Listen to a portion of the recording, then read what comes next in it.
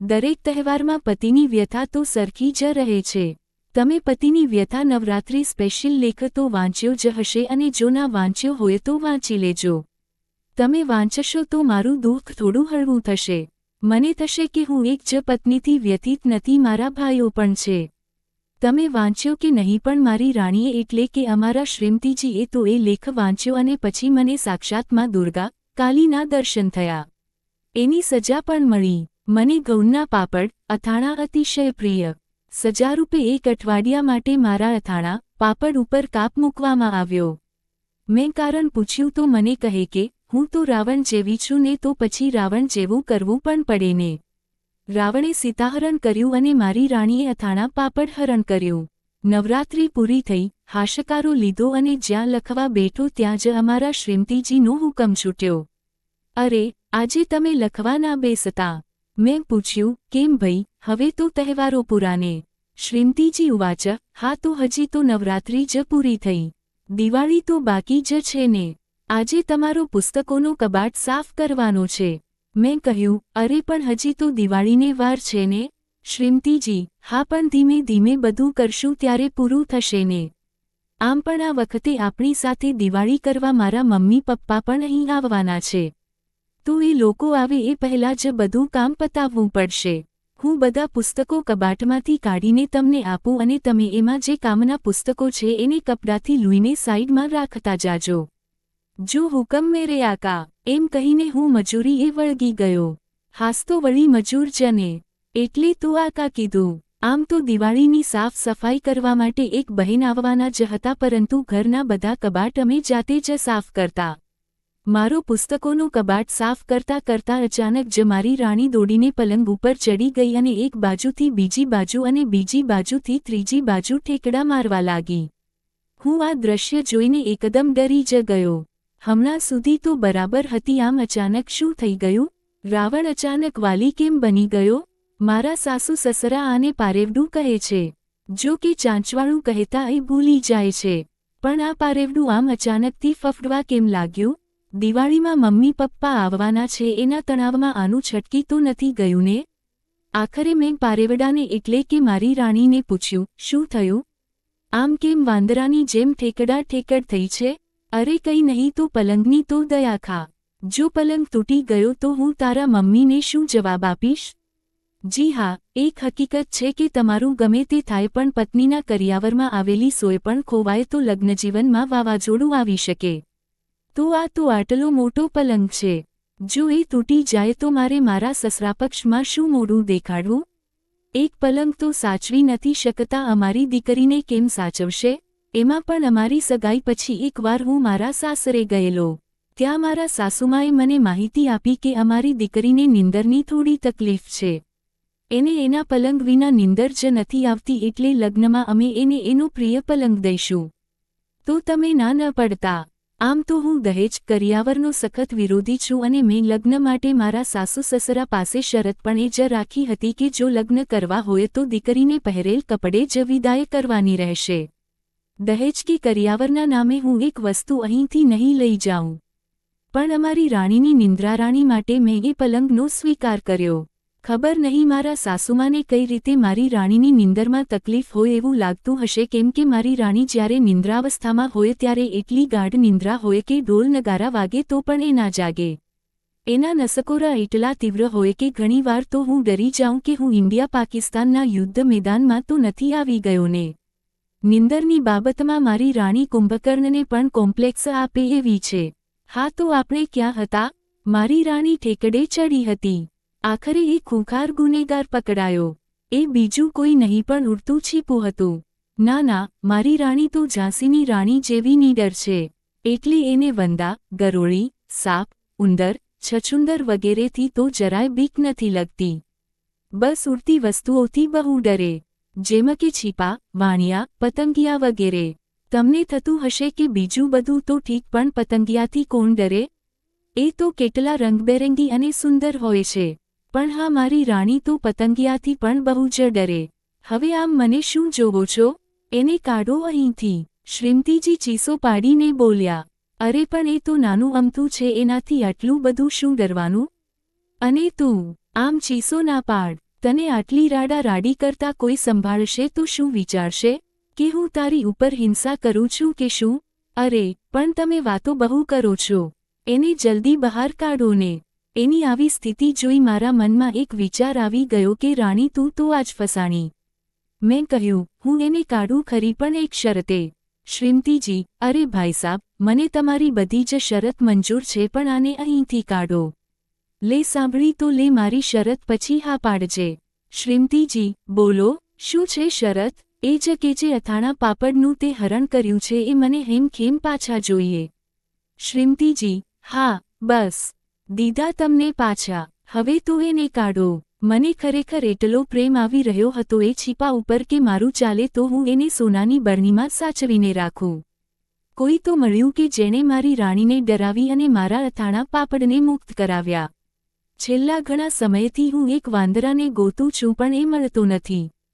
તમને એવું થતું હશે કે કેમ વાંદરાને? એની પાછળ પણ એક કહાની છે. મારા સાસુમાએ આ વાત મને કરી હતી જ્યારે લગ્ન પછી હું રોકવા ગયો હતો ત્યારે. એમાં એવું છે કે મારી રાણી જ્યારે 2 વર્ષની હતી ત્યારે બધા ગોકુલ મથુરા ગયા હતા. ત્યાં મારી રાણીને એના પપ્પાએ દાળિયાનું પેકેટ આપ્યું હતું વાંદરાઓને ખવડાવવા માટે. પણ મારી રાણી એટલી સીધી તો નથી જ કે એ વાંદરાઓને દાળિયા સહેલાઈથી આપી દે. એટલે એને એક વાંદરાની મશ્કરી કરવાની ચાલુ કરી. એ વાંદરાને દાળિયા દેખાડે અને પછી પાછળ છુપાવી દે. વળી દેખાડે અને છુપાવી દે. જોયું, મેં કીધું તું ને પારેવડું ખરું પણ ચાંચવાળું. એમ તો એણે 5મી 7 વાર દાળિયા દેખાડ્યા અને છુપાવી દીધા. એમાં પેલા વાંદરાનો મગજ ગયો. ખીજમાં ને ખીજમાં એણે એવી જોરથી મારી રાણીને ઝાપટ મારી કે મારી રાણી દડદડ કરતી યમુનાજીના પગથિયા પર ગબ્બી અને નાકમાંથી લોહી નીકળવા લાગ્યા. એ વાંદરો દાળિયાનું પેકેટ લઈ ભાગી ગયો. શું એ વાંદરાની હિંમત! એણે ઝાંસીની રાણી જેવી સશક્ત મારી રાણીને ઝાપટ મારી. જ્યારથી મને આ વાત ખબર પડી ત્યારથી હું એ કપિરાજને ગોતી રહ્યો છું કે ક્યાંક મને એ મહાનુભાવના દર્શન થઈ જાય અને એને હું ઘરે લઈ આવી શકું. મારી રાણીને થોડી ડરાવી શકું. જોયું, સાસરે જવાના પણ ઘણા ફાયદા હોય છે. પછી મેં એક હાથે એ છીપાને બહાર કાઢ્યું અને બીજા હાથે મારા અથાણા પાપડનો થેલો મેળવ્યો. મને થેલો લેતી વખતે એવું લાગતું હતું કે જાણે હું રાવણ સામે યુદ્ધ જીત્યો. હજી તો જીતની અનુભૂતિ કરું એ પહેલાં જ મારા ઘરની બહાર પોલીસની સાયરન વાગ્યું. મને થયું હશે કંઈક. ત્યાં તો મારા ઘરની બેલ વાગી. જ્યાં દરવાજો ખોલ્યો તો બહાર પોલીસ આવી હતી. એમને કોઈએ ફરિયાદ કરી હતી કે હું મારી પત્નીને મારતો હતો અને એ ચીસો નાખતી હતી. મહામુશ્કેલીએ મેં અને મારી રાણીએ એ લોકોને સમજાવીને રવાના કર્યા. એ પછી ત્રીજે દિવસે ઘર સાફ કરવા માટે બેન આવ્યા પણ એ કોઈ નવા બેન હતા કેમ કે અમારા જાણીતા બેનને ડેન્ગ્યુ થયો હતો. હવે આ નવા બેન ટેબલ ઉપર ચડ્યા તો ખરી પણ રામ રામ રામ બોલતા બોલતા નીચે આવી ગયા. મને હસવું આવતું હતું કે ક્યાંક આ બેનને પણ મારી જેમ રાવણના દર્શન તો નથી થયા ને? આમ કેમ રામ રામ રામ બોલતા નીચે આવી ગયા અને ગભરાઈ ગયા. મેં એ બેનને પૂછ્યું, કેમ, શું થયું? તમે એટલા ડરી કેમ ગયા છો? કાંઈ દેખાઈ ગયું કે શું? અરે ના, ના સાહેબ, એવું તો શું દેખાય, પણ આ તો મને ઊંચાઈ ઉપર ચડીને પંખા, કબાટ સાફ કરવામાં ચક્કર આવે. એટલે મારાથી આ ઉપર ચડીને કંઈ નહીં થાય તો હું નીચે નીચે તમને બધું સાફ કરી દઈશ. મારી રાણીને પણ આ જ ડર એટલે કે ઊંચાઈથી ડર લાગે એટલે એ પણ કંઈ કરી ન શકે. હવે બધો કાર્યભાર મારા નાજુક ખંભા ઉપર આવ્યો. મારી રાણીનો ક્રોધિત ચહેરો જોઈને મેં મારા હથિયાર નીચે મૂકી દીધા અને મજૂર ફરીથી લાગી ગયો દાળીએ. જેમ તેમ કરીને એક દિવસમાં જ બધું સાફ સફાઈનું કામ ખતમ કર્યું. સાંજે મેં રાણીને કહ્યું કે આજે તો દેશી ખાવું છે તો રસોઈવાળા બેન પાસે ઘીથી લથપથ ભાખરી, ચા અને પાપડ શેકવી લેજે. અથાણું છે એટલે મારા માટે શાક ના બનાવતી. આજે તો કાકડીને ભૂખ લાગી છે, હું તો દબાવીને ખાઈ. એમ આનંદ લેતા લેતા હું નાહવા ગયો.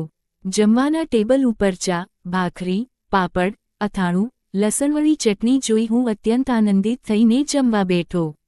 હજી તો ભાખરી, ચા લીધી અને અથાણા પાપડ તરફ હાથ લંબાવ્યો ત્યાં જ મારી રાણીએ તડાપ મારી અથાણા પાપડ મારાથી દૂર કરી દીધા. મેં કહ્યું, કેમ, તે કીધું તું ને કે અથાણા પાપડ દીધા તમને? શ્રીમતીજી, હા તો દીધા તો છે તમને. તો પછી ખાવા તો દે. શ્રીમતીજી, મેં તમને અથાણા પાપડ દીધા છે. પણ ખાવા માટે ન તો તમે કંઈ પૂછ્યું અને ન તો મેં હા પાડી હતી. તો હવે છાનામુના ચા, ભાખરી અને લસણવાળી ચટણી ખાઈ લો અને મજા કરો. જોયું નવી બેને એને હેરાન કરી અને ખીજ મારી ઉપર ઉતરી. પણ રાણીના રાજ્યમાં રહેવું હોય તો એની આજ્ઞા તો માનવી જ પડે. ચાલો ત્યારે ચા, ભાખરી જ ખાઈને પેટ ભરી લઈએ. એમ કરતા દિવાળીના તહેવારો આવ્યા અને મારા સાસુ સસરા પણ આવ્યા. દિવાળીની રાત્રે અમે ચોપડા પૂજન કરી ઘરે આવ્યા ત્યારે બધા જોરશોરથી ફટાકડા ફોડી રહ્યા હતા. મારી રાણીને પહેલેથી જ ફટાકડા ન ગમે અને અવાજથી એ ફફડી જાય. એટલે દિવાળીની રાત્રે એ કાનમાં રૂ ભરાવીને જ રાખે. એમાં મેં એને કહ્યું, ડાર્લિંગ, આજે તું બહાર ના નીકળતી. એણે પૂછ્યું, કેમ? કાળી ચૌદશ તો કાલે ગઈ અને ભૂત ચૂડેલના હેપી બર્થડે વાળા જોક હવે ચવાઈ ગયા છે. આજે તો દિવાળી છે ને? મેં કહ્યું, મારી રાણી, મારી વાલી, દિવાળી છે એટલે જ તો ચિંતા થાય છે. શ્રીમતીજી, ઓહ, તમને મારી કેટલી ચિંતા થાય છે? મારી ચિંતા ના કરો, મેં કાનમાં રૂ ભરાવી દીધું છે. એટલે કાલે કાન નહીં દુખે. તમે મને કેટલો પ્રેમ કરો છો, નહીં? મેં કહ્યું, અરે ના ના, એમ નહીં. શ્રીમતીજી, એટલે તમે મને પ્રેમ નથી કરતા? મેં કહ્યું, કેવી વાત કરે છે તું?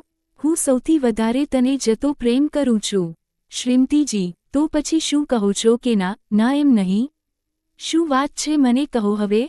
મેં રૂ પણ કાઢી નાખ્યું. મેં કહ્યું, રૂ તો પાછું ભરાવી લે પછી કહું તને. શ્રીમતીજી, તમે પણ ખરા છો. જે કહેવું હોય એ કહો ને, આમ શું રમત કરો છો? મારે હજી કામ છે. મમ્મી પપ્પા અગાશી ઉપર ફટાકડા જોવે છે, એના માટે ચા નાસ્તો લઈ જવાનો છે. ચાલો ત્યારે મારી પણ મદદ કરો અને વાત પણ કહો. મેં મમરો મૂક્યો, અરે આ તો એટલે તને બહાર જવાની ના પાડી કેમ કે આજે દિવાળી છે ને.